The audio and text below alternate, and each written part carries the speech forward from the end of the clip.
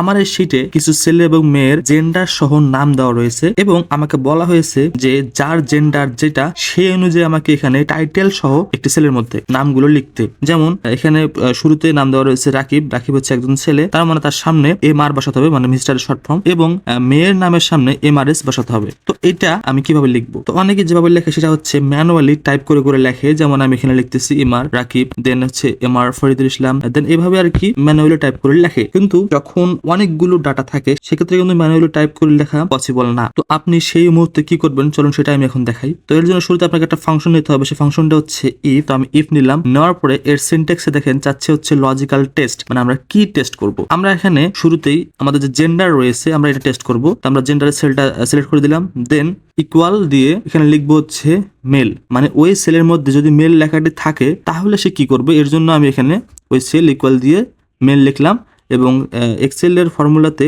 যে কোনো টেক্সট লিখতে হলে অবশ্যই ডাবল কোটেশনের ভিতরে লিখতে হয়। তো এর জন্য আমি ডাবল কোটেশন ইউজ করছি, দেন আমি কমা দিলাম। এখন সে দেখাচ্ছে হচ্ছে ভ্যালু ইফ ট্রু, মানে এই সত্যটা যদি সত্য হয় তাহলে সে এখানে কি করবে। ওকে, যদি এখানে সে মেল পায় তাহলে সে আমার এখানে MR এই লেখাটি দেখাবে।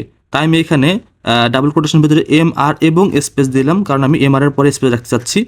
দেওয়ার পরে অ্যাম্পারসেন্ড দিয়ে আমার যে নেমের যে প্রথম সেলটা রয়েছে সেটা আমি সিলেক্ট করে দিলাম, মানে MR স্পেস ওই নেমটি দেখাবে যদি আমার এখানে এই ঘরে মেল থাকে। এবং যে কোনো টেক্সট অ্যাড করার জন্য অ্যাম্পারসেন্ড এক্সেল ইউজ করতে হয়, তাই আমি এখানে অ্যাম্পারসেন্ড দিয়েছি মাঝখানে। ওকে, তারপর কমা। এখন সেই সিনট্যাক্স দেখাচ্ছে হচ্ছে ভ্যালু উইথ ফলস, মানে যদি আমার ওই ঘরে মেল লেখাটি না থাকে তাহলে সে কি করবে।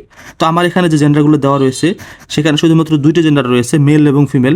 যদি মেল না থাকে তাহলে অবশ্যই তাকে এখানে ফিমেল থাকতেই হবে। সেক্ষেত্রে যদি ফলস হয় তার মানে সেখানে অবশ্যই ফিমেল রয়েছে, এবং ফিমেল হলে তাহলে আমাকে সে দেখাবে হচ্ছে MRS স্পেস তারপরে হচ্ছে এম্পারসেন্ড দেন ওই সেল। এটা দেওয়ার পরে আমরা এখন ব্র্যাকেট ক্লোজ করে দিয়ে এন্টার দিয়ে দেখেন আমার নামটা বের হয়ে আসছে খুব সুন্দরভাবে। এখন আমরা জাস্ট ওই সেলের কর্নারে ডাবল ক্লিক করলাম, প্রত্যেকটা সেলের মধ্যে আমাদের ফর্মুলাটা বসে গেল।